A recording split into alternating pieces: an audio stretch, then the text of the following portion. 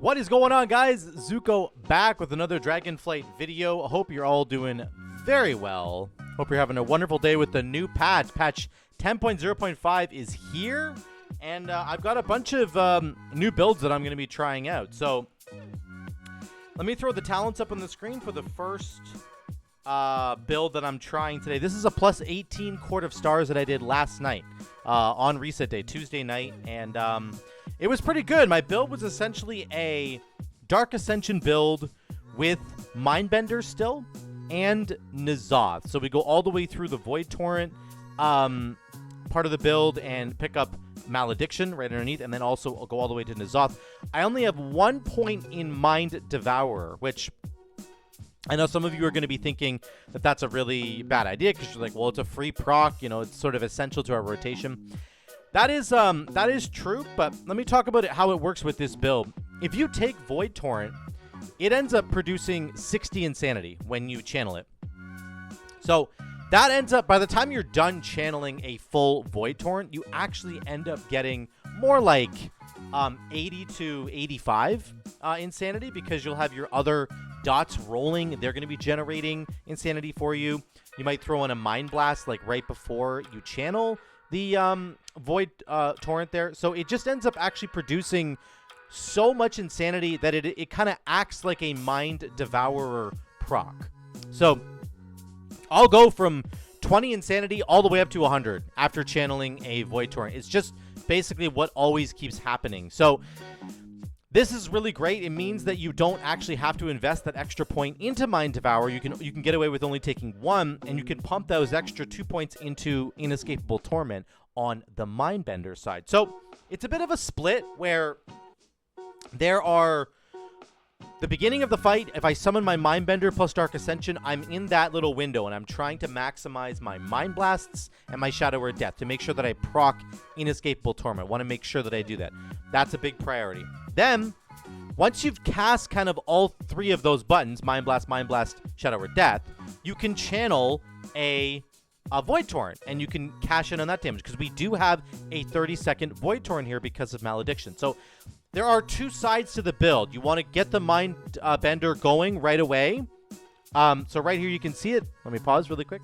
So right now I threw out Shadow Crash, Dark Ascension plus Mindbender. I've PI'd Sup there. Now I'm in my Mindbender combo, so I'm going to be doing damage. I've got a Mind Seer proc here that I got to spend.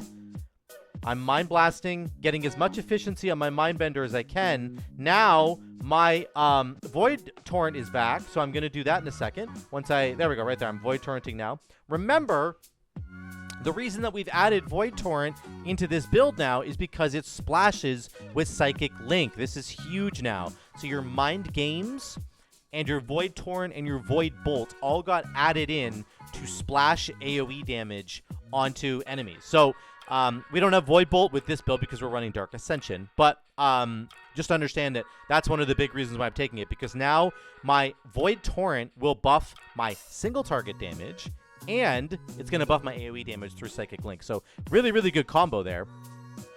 Basically, what I found over the course of the dungeon with this build was the damage was really consistent. I was always hovering between like 65 and, you know, on bigger packs, like 120, 130 AoE, or sorry, DPS on big AoE packs. But Court of Stars, unfortunately, is one of those dungeons that just doesn't have a lot of AoE packs that are huge. You end up fighting packs of 3, packs of 4, packs of 5 at the most. Never are you going to run into enemies that are like 10 or more. There's a couple moments later with the imps where there's quite a few imps that you're fighting, but they tend to die pretty quickly. So this build, yeah, the Psychic Link damage is pretty good for that, because, again, we have a limitation on the number of dots that we can have out there through Shadow Crash. Shadow Crash can only put 8 dots out, so you're kind of good to go with this build. But that's the general idea, guys. You want to get your Dark Ascension going with your Mindbender. You have a 1-minute burst window every minute. You got Dark Ascension up with Mindbender. You will always have a Void Torrent available to throw into that Mindbender window, into the Dark Ascension window, rather. And that, again, that's going to buff the damage, not of the Void Torrent. That damage doesn't get buffed because that's channeled. Dark Ascension doesn't benefit your channeled stuff. But all the cleaving that Void Torrent's going to do with Psychic Link, that will get buffed. So it's really cool that way how that kind of works. But you're going to get your Mindbender out, do the big splash damage with your Mindbender. Then you're going to have Void Torrent. You're going to channel Void Torrent. That's going to splash damage through Psychic Link. You're going to cast Mind Games. That's going to splash damage through Psychic Link. And then you've got Idol of N'Zoth at the very bottom. And that's going to be just giving you passive cleave damage all the time because your dots are going to be detonating around all those enemies and doing extra damage. So I really like the mix-up there. I like sort of the mix of talents. There's passive and active talents that are helping you deal lots of damage. You can see on pure single target here, we're doing 70k right out of the gates. Like, I'm very happy with this damage. Super cool. Now,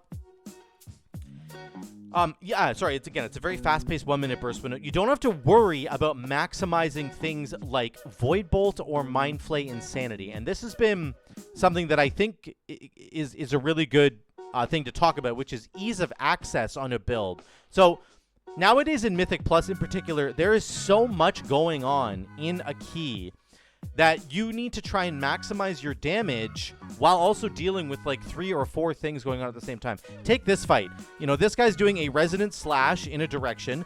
There's a beam of purple just randomly going across the floor. Occasionally you have to jump to get rid of the debuff. There is the Thundering Affix going on at the same time that we're going to have to clear our debuffs eventually. So there's like so much movement. There is so many extra mechanics going on that if you can create a build that allows you to maximize your damage in a simple way without adding any complication, then I think that's a really big deal. You can see I greeted right there to try and get that last cast. So that was a big mistake on my part. But a huge deal, I think, in Mythic Plus is trying to maximize your damage by simplifying your build. You want to keep your build simple sometimes, as simple as you can possibly make it, so that you can deal as much damage as possible. Now, of course, builds that tend to get a little bit more complicated can also do more damage. That tends to be a usual correlation there, is that if you... But it's not always true. And often, in Mythic Plus in particular, I just want to stress that the simpler you can make a build, often the more damage you can deal. So this build is about as simple as it gets. You pop Dark Ascension with your Mindbender. You do your, Inescapable Torment procs.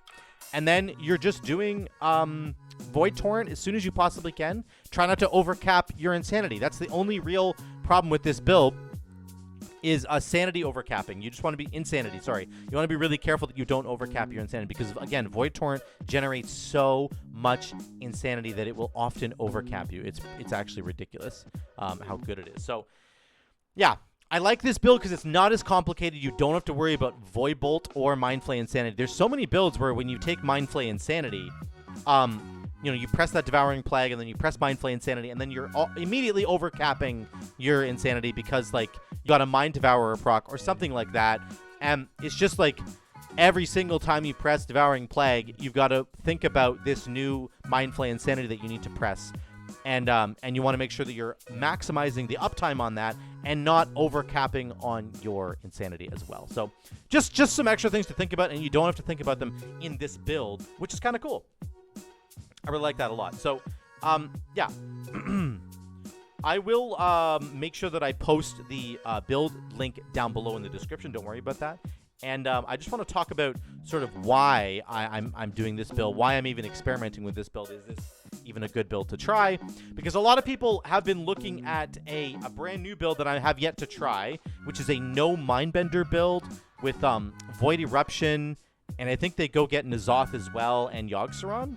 It's something like that. But I'm going to experiment with that build as well. I just wanted to give this one a really fair shake and see, like, okay, how does this tend to look in Mythic Plus? I would say that overall, my impression is that this build is good if you have high packs of mobs. So in dungeons that have a little bit more density, like Algathar Academy, the N'Zoth explosions that are happening are going to be much more efficient there than on these kinds of dungeons where there's only like 3 or 4 enemies at a time, and or maybe 5 at the most. You tend to just get less value. This pack right here is huge for us. This is great because this is like 8 imps. This is like ideal for us. Look, we're doing almost 200k.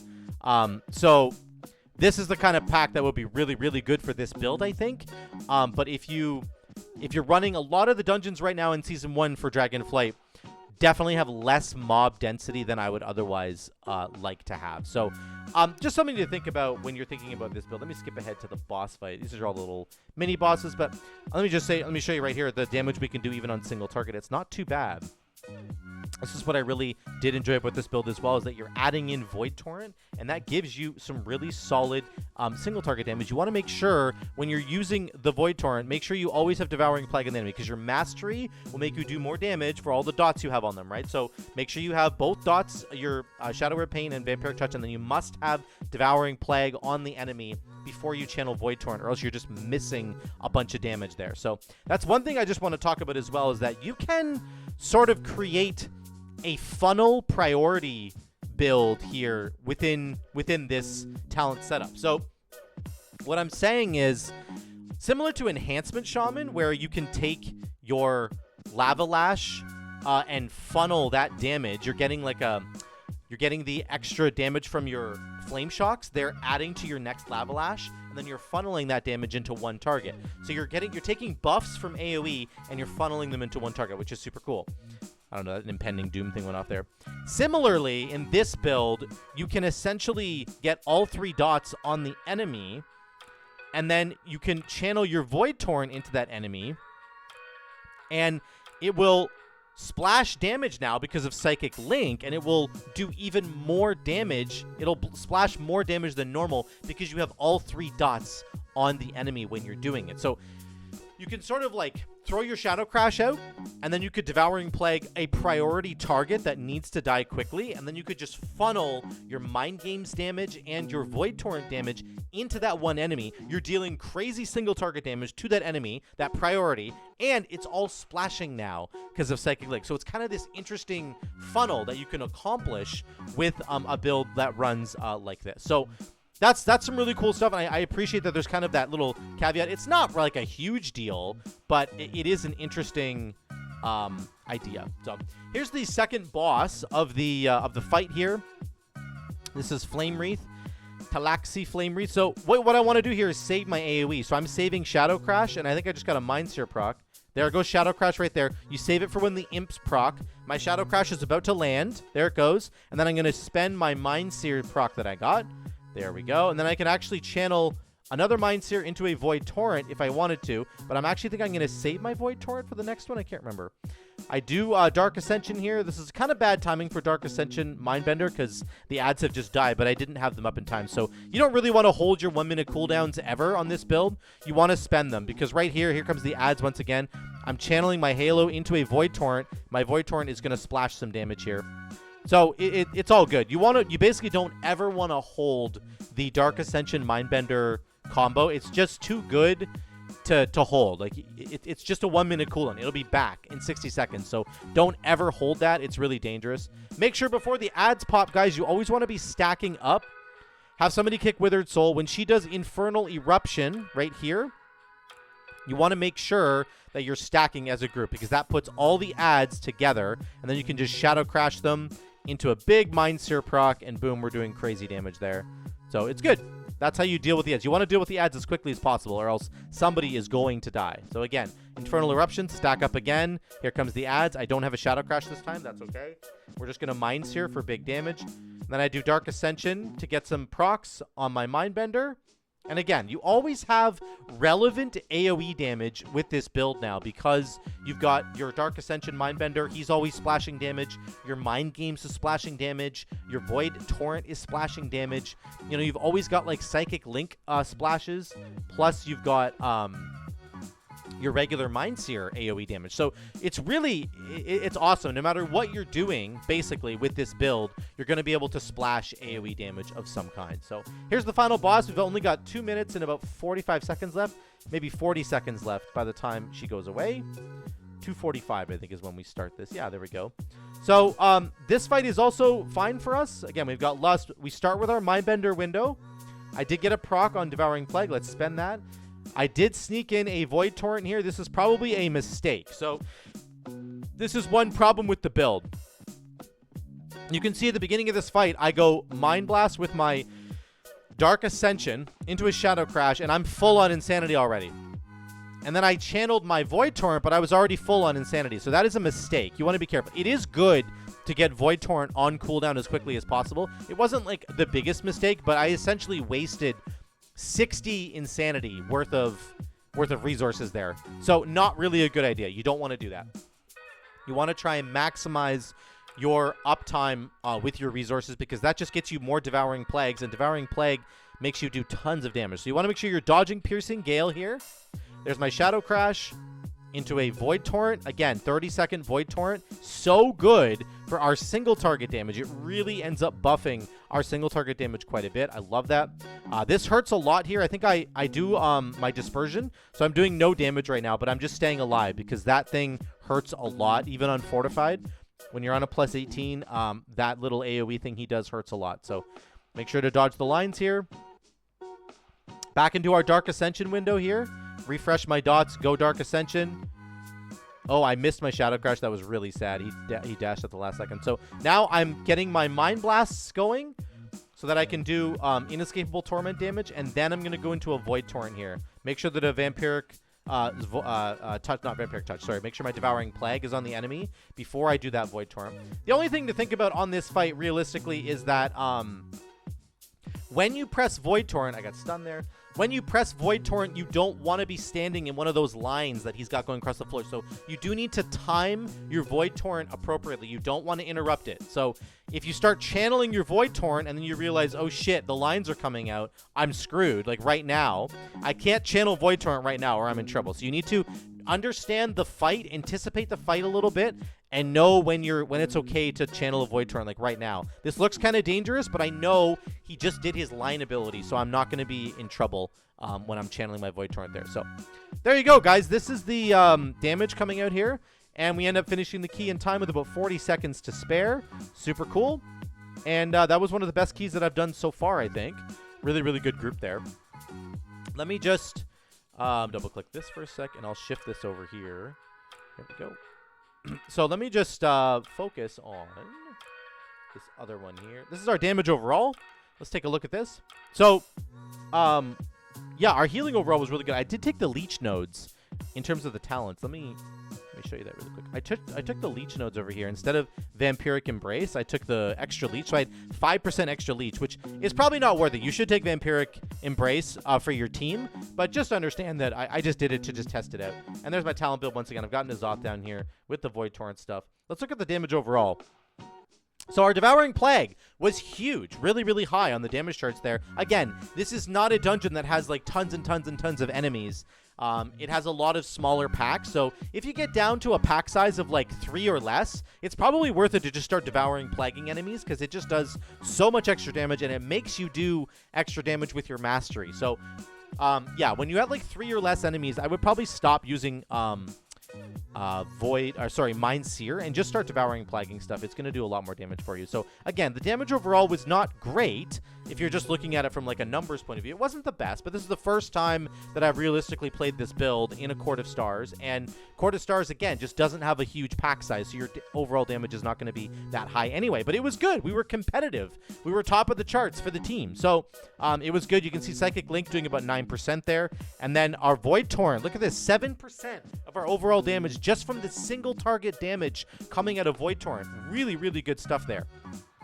And then, of course, all this damage is bleeding into our Psychic Link damage, so it's buffing that as well. Our Idol of N'Zoth damage was right below Mind Games at 2.6%. I couldn't fit it into the chart there. So it was low on Court of Stars, and it might be something where you could pivot. That's a talent point that you could potentially move somewhere else. You could go Idol of Ysarge maybe if you wanted to. Like you could just pivot this talent point here and go to Yogg-Saron or go to Ysarge. Whatever you want to do. You could really mix that up quite a bit if you wanted to. But I find on most dungeons it ends up doing 3 to 5% of my damage. On like an Alcathar Academy, your Idol of N'Zoth will actually do like 5 to 6% of your damage. So it's just something to fiddle with this build. It didn't do a lot of damage on this Court of Stars, but that's it, guys. That's the dungeon, and those are the talents that I ran. That's a plus 18 Court of Stars. So let me know what you think in the comments down below. I'm really enjoying these new builds, and I think that there is something here to fiddle around with. All these new spells that contribute to Psychic Link damage is awesome. It feels wonderful to play.